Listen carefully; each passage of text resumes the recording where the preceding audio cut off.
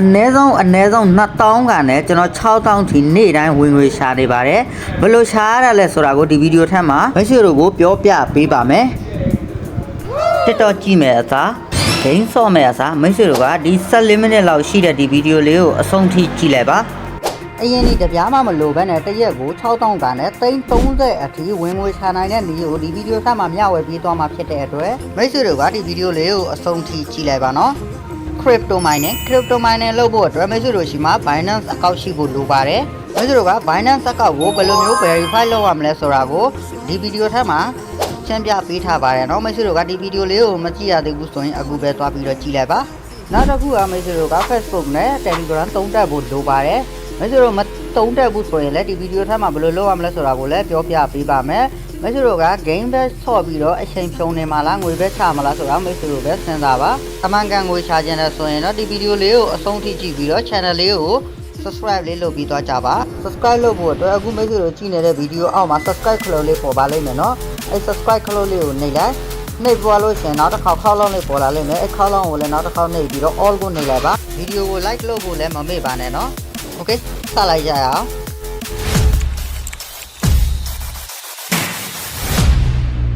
Subscribe to my channel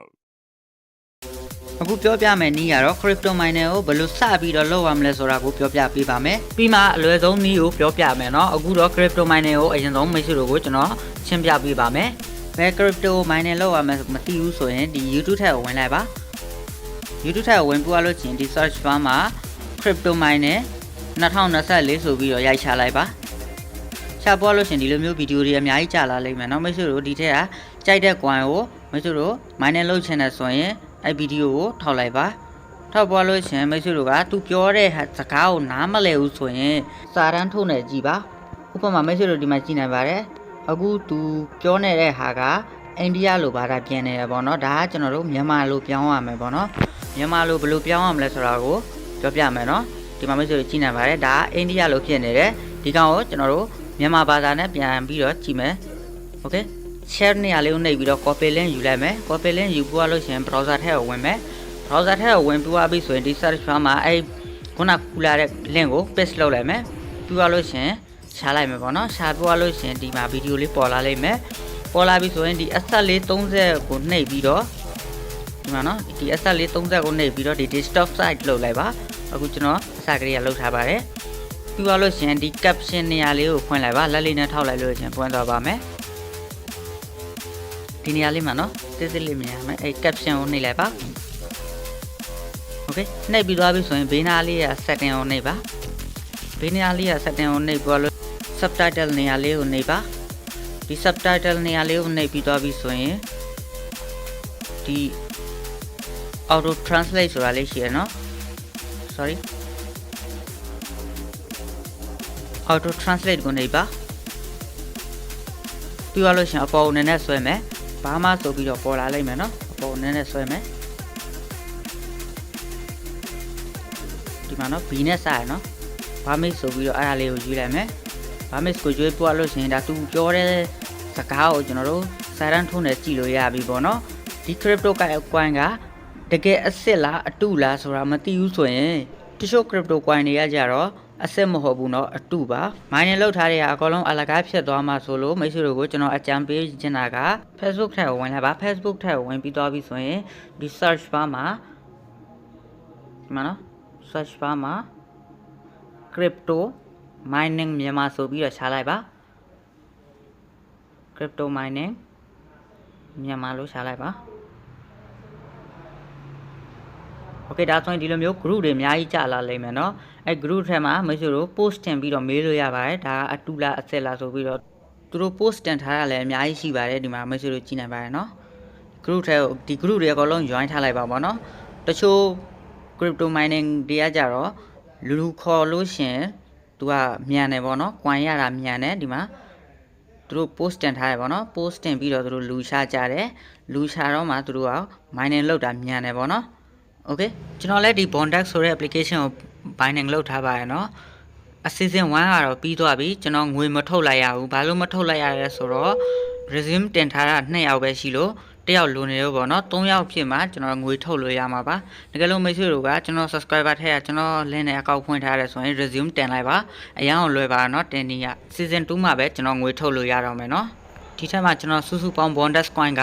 953 coin ရှိတယ် season 2ကဘယ်တော့လာမလဲတော့မသိသေးဘူးမိတ်ဆွေတို့ထက်ကလည်း miner လုပ်နေတဲ့သူရှိလို့ရှိရင် resume တင်လိုက်ပါအဲ့ကြမှာမိတ်ဆွေတို့ကငွေထုတ်လို့ရမယ်နော်โอเคနောက်တစ်ခုကကြတော့ဆက်လော်ဒီနဲ့ CK လော်ဒီဒီထက်မှ member ရှာပြီးတော့ပတ်စံဘယ်လိုရှာမလဲဆိုတာကိုလည်းပြောပြပေးပါမယ်အရင်ဆုံး CK လော်ဒီထက်မှမိတ်ဆွေတို့ကိုဝင်ပြီးတော့ပြလိုက်ပါမယ်โอเคကျွန်တော် CK လော်ဒီထက်မှဝင်ဘလောက်ရထားလဲဆိုတာကိုပြမယ်ဒီမှာနော် promotion ဆိုတဲ့နေရာလေးကိုနှိပ်လိုက်မယ် promotion ဆိုတဲ့နေရာလေးကိုရောက်သွားပြီဆိုရင်မိတ်ဆွေတို့ဒီမှာကြည့်နိုင်ပါတယ်1159ကျပ်ကျွန်တော်ရထားပါတယ်ငွေသွင်းတဲ့သူက direct ငွေသွင်းတဲ့သူက6ယောက်ရှိတယ်2,500နဲ့6,000ပေါ့နော်လက်အောက် member တွေကကြတော့44ယောက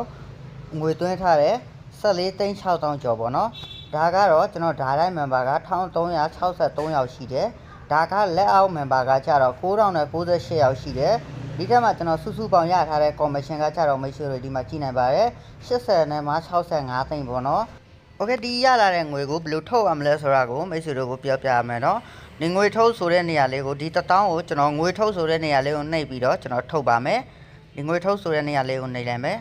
နှိပ်ပွားလို့ရှိရင်ဒီမှာရှိတဲ့1000ကိုကျွန်တော် KPay WavePay Bank Account USDT ကြိုက်တာနဲ့လင်းနဲ့ကျွန်တော်ထုတ်လို့ရပါတယ်ဒီနေရာလေးမှာအမောင်းရေးပြီးတော့ငွေထုတ်ဆိုတာလေးကိုနှိပ်ပြီးတော့ကျွန်တော်ထုတ်လို့ရပါတယ်ဒီတိုင်းပဲကျွန်တော်ထုတ်ထားတာမိတ်ဆွေတို့ဒီမှာကြည့်နိုင်ပါတယ်နော်ဒီမှာ2000 6000 3000ဒီမှာအများကြီးပဲเนาะဒီထက်မှာကျွန်တော်30အထိကျွန်တော်တရက်ထဲနဲ့ထုတ်ပြီးတော့ပြထားပါတယ်မိတ်ဆွေတို့ကမကြည့်ရသေးဘူးဆိုရင် Telegram ကိုဝင်ပြီးတော့ကြည့်လို့ရပါတယ်အကောက်ဘယ်လိုဖွင့်ရတာလဲငွေဘယ်လိုထုတ်ရတာလဲဘဏ်အကောက်ဘယ်လိုချက်ရတာလဲဆိုတာကို Telegram channel ထဲမှာတင်ပေးထားပါတယ်เนาะ Telegram ရဲ့ channel link ကို pin comment ထဲမှာရော description ထဲမှာရောချပေးထားလိုက်မယ်မိတ်ဆွေတို့က Telegram channel လို့ကို join လိုက်ပါ Okay CK Lottery ပြီးတော့ဆက် Lottery ထဲမှာမိတ်ဆွေတို့ကိုကျွန်တော်ဝင်ပြီးတော့ပြမယ်ဆက် Lottery ထဲမှာဝင်လိုက်မယ်မိတ်ဆွေတို့ကဆက် Lottery အကောက်လည်းမဖွင့်ရသေးဘူးဆိုရင် Telegram channel မှာ link ချပေးထားပါတယ်เนาะမိတ်ဆွေတို့အကောက်ဖွင့်လိုက်ပါ Okay ဒီ promotion ဆိုတဲ့နေရာလေးကိုနှိပ်လိုက်မယ်ပြီးတော့မိတ်ဆွေတို့ဒီမှာကြည့်နိုင်ပါတယ်เนาะမဒါတိုင်းငွေသွင်းတဲ့သူက12ယောက်ပဲရှိတယ်3,900ပဲငွေသွင်းထားတာเนาะပြီးတော့လက်အောက်ကကျတော့64ယောက်ရှိတယ်မိတ်ဆွေတို့ကြည့်နိုင်ပါတယ်64ယောက်ငွေသွင်းထားတာရှိတယ်သူတို့သွင်းထားတာက33သိန်းပါပြီးတော့ကျွန်တော်ဒီထက်မှာကျွန်တော်စုစုပေါင်းရထားတာ commission က9,900ပါပြီးတော့ဒါတိုင်း member ကကြတော့ဒီမှာ4,424ယောက်ရှိတယ်ပြီးတော့လက်အောက်ကကျတော့8,229ယောက်ရှိတယ်ဒါကကျွန်တော်စုစုပေါင်းထုတ်ထားတဲ့ငွေတွေပါเนาะ Okay ကျွန်တော်ဒီနေ့ commission ကိုဘယ်လိုထုတ်မလဲဆိုတာကိုလိုက်ကြည့်ပါဒီမှာ6,000နဲ့3,000ရှိတယ်เนาะဒီ6,000နဲ့3,000ကိုထုတ်ဖို့အတွက်ဒီငွေထုတ်ဆိုတဲ့နေရာလေးကိုနှိပ်လိုက်မယ်နှိပ်ပြီးသွားပြီဆိုရင်မရှိတို့ကဒီမှာ KPay WavePay Bank Account USDT ကြိုက်တာလေးနဲ့ထုတ်လို့ရပါတယ်เนาะဒီ amount တွေကိုကျွန်တော်အကောလုံးကိုထုတ်မယ်ဆိုတော့ဒီမှာအားလုံးကိုနှိပ်လိုက်မယ်ပြီးသွားလို့ရှိရင်ဒီငွေထုတ်ဆိုတဲ့နေရာလေးကိုနှိပ်လိုက်မယ်နှိပ်ပွားလို့ရှိရင်ဒီမှာအကောက်ဖွင့်ထားတဲ့ password ကိုထည့်လိုက်ပါ Okay ထည့်ပြီးသွားပြီဆိုရင်အတက်ပြုလိုက်ပါဒီမှာမိတ်ဆွေကိုခဏဆောင်လိုက်ပါเนาะ6တင်ဆက်ဆိုတာလေးပြလိုက်မယ်เนาะမိတ်ဆွေတို့ KPay ထဲမှာဝင်လာပြီဆိုရင်ဒီလိုမျိုးပြီးပါပြီဆိုတာလေးပြလိုက်မယ်ဒီလိုမျိုးပဲကျွန်တော်နေ့တိုင်းထုတ်နေပါတယ်မိတ်ဆွေတို့ကလည်းဘယ်လို member ချားမလဲဆိုတာကိုပြောပြရအောင်မယ်เนาะမိတ်ဆွေတို့ကဒီလိုမျိုး channel တစ်ခုကိုထောင်ပြီးတော့ဒီလိုမျိုး post တင်လိုက်ပါเนาะ premium ဝယ်လိုက်ရပါတယ်ကျွန်တော်ကတော့ premium ဝယ်ထားတယ်မိတ်ဆွေတို့ကဒီလိုမျိုး post ကိုဒီလိုမျိုးရေးလိုက်ပါเนาะရေးပွားလို့ရှိရင်ဒီနားလေးမှာပုံတွေရောဗီဒီယိုတွေရောအသုံးပြုရမယ်ပေါ့เนาะဒီပုံတွေဗီဒီယိုတွေကိုကျွန်တော်ရှီကယူပြီးတော့အသုံးပြုလို့ရပါတယ်เนาะဒါပေမဲ့ကျွန်တော်ကိုလာပြီးတော့ဆက်သွယ်ပေးပါโอเคဒီလိုမျိုးဒီမှာเนาะငွေသွင်းတာနဲ့ဆော့တာတို့ဘာတို့ကြတော့အဆအဆုံးဒီမှာဗီဒီယိုကျွန်တော်လုပ်ထားပါတယ်မိတ်ဆွေတို့ကလိုချင်တော့ Telegram ကနေဆက်သွယ်ပြီးတော့လာပြီးတော့ယူလို့ရပါတယ်เนาะOkay channel ထောင်ပြီးတော့ post ဘယ်လိုတင်ရမလဲဆိုတာကိုပြောပြမယ်။ Okay channel ထောင်ဖို့အတွက်အရင်ဆုံးဒီနားလေးမှာเนาะခဲရန်ပုံစံလိုမျိုးပြမယ်အဲ့နေရာလေးကိုနှိပ်ရမယ်เนาะ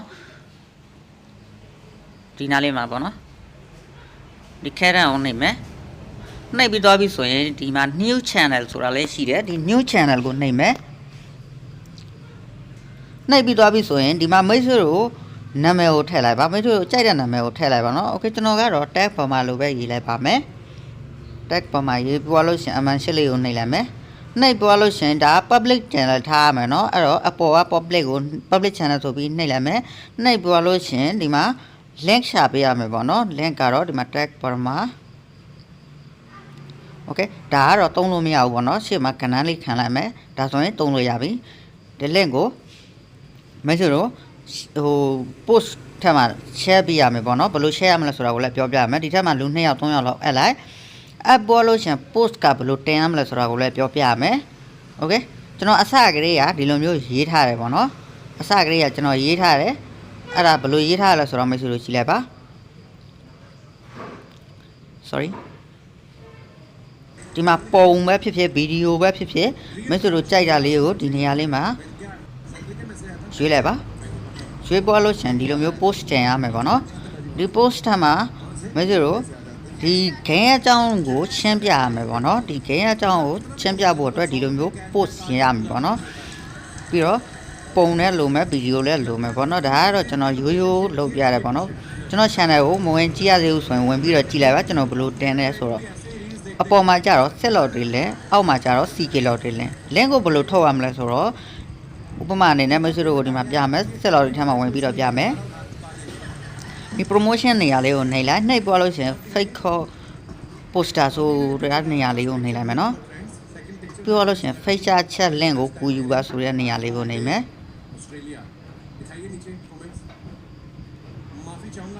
ဒါဆိုရင် link ကသူ့ပိုင်သူ auto copy ဖြစ်သွားပြီเนาะ copy ဖြစ်သွားပြီဆိုရင်ဒီ post မှာလာပြီးတော့ရေးလိုက်မယ် okay CK Lottery ထက်မှာဘယ်လို link ထုတ်ရမလဲဆိုတော့ဒီ promotion ဆိုတဲ့နေရာလေးကိုနှိပ်မယ်နှိပ်သွားလို့ရှင်ဒီ fake call poster မြောက်အဝေးပါဆိုတဲ့နေရာလေးကိုနှိပ်ပြီးတော့ခုနလိုပဲเนาะ copy ကူးလိုက်ပါ okay copy ကူးလို့ရှင်ဒီလိုမျိုး post ထက်မှာရေးလိုက်ပါเนาะအောက်မှာကျတော့မိတ်ဆွေတို့ဘာလုပ်ရမလဲဆိုတော့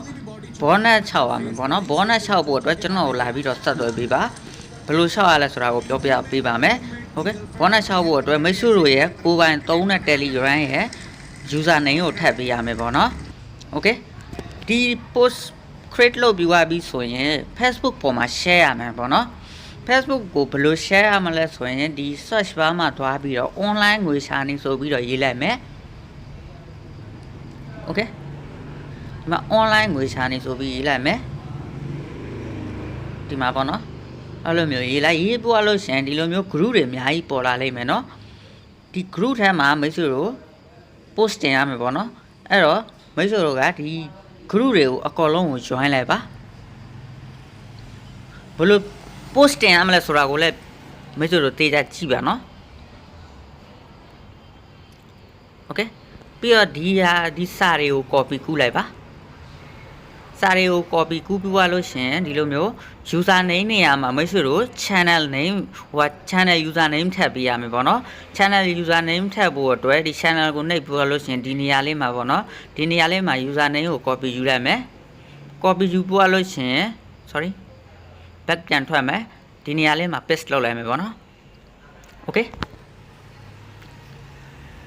ဒါဆိုရင်ပြီးသွားပြီပေါ့နော်ပြီးသွားပြီဆိုတော့ဒီကောင်ကို copy ကူးလိုက်မယ် copy ကူးပွားလို့ရှင် group ထဲကိုဝင်မယ်